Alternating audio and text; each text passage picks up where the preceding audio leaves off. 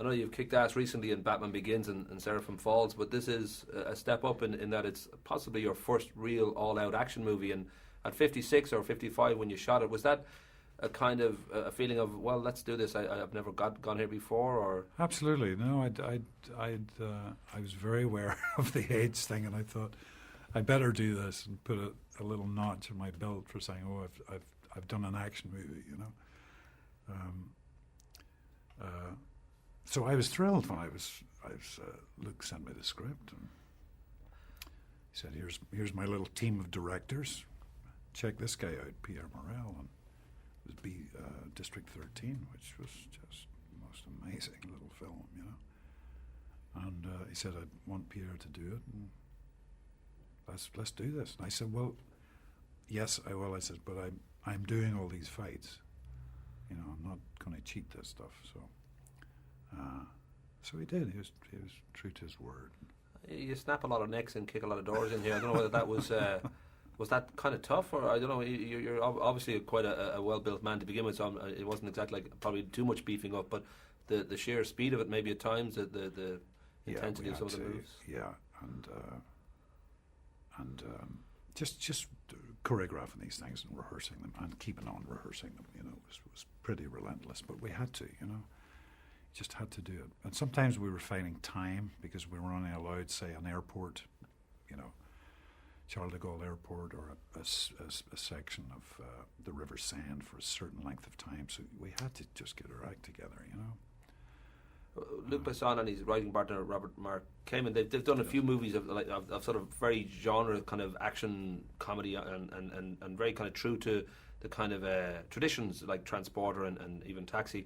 And there's always a danger when you go into a genre very, very deeply that you kind of can step into a cliched area and Yes. you might suddenly become Rainier Wolfcastle rather than Liam Neeson. I don't know whether that was something in the back of your mind, that I want to bring something to this that doesn't make it just another, you know, action movie. Yeah, well, I just going back to Pierre Morel again and District 13, I knew it wasn't just going to be any action movie, you know.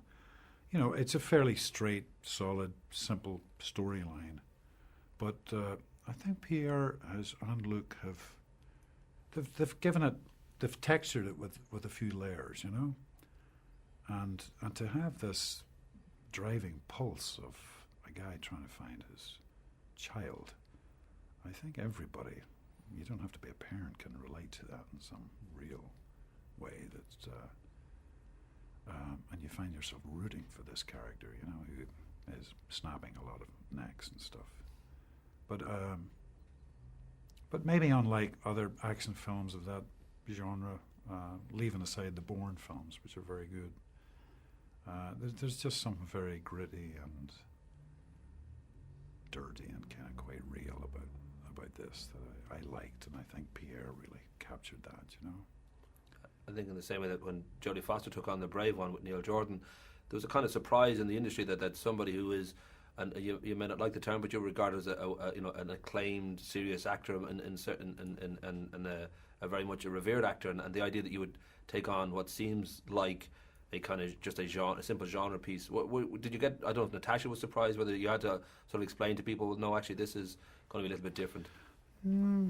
Not really explaining. I just I've been lucky enough to work in different genres and with the film work I've done, and it just appealed on a very basic level to the little boy inside me, you know, getting a chance to drive cars and beat up these big stunt guys, you know, and take over the streets of Paris, you know.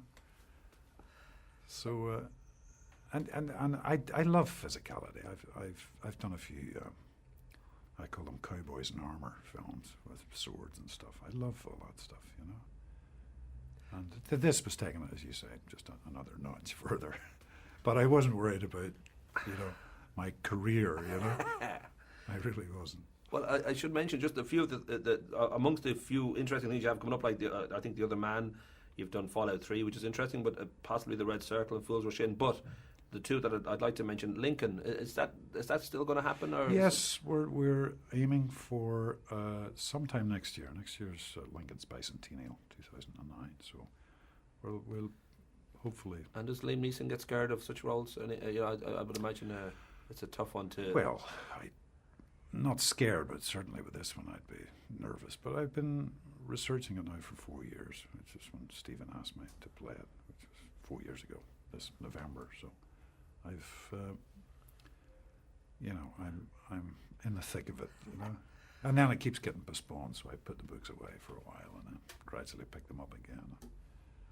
And the other movie I was going to mention was 5 Minutes of Heaven, which deals with yes. You play the adult version of Alistair Little, who at 17 as a UVF member was convicted of shooting a 19-year-old Catholic boy, Jim Griffin. Yes. I don't know whether that was partly because it's kind of going home and away for you to shoot there, or whether it was the story itself was just powerful enough for you to think, well, that's really the reason I want to make this.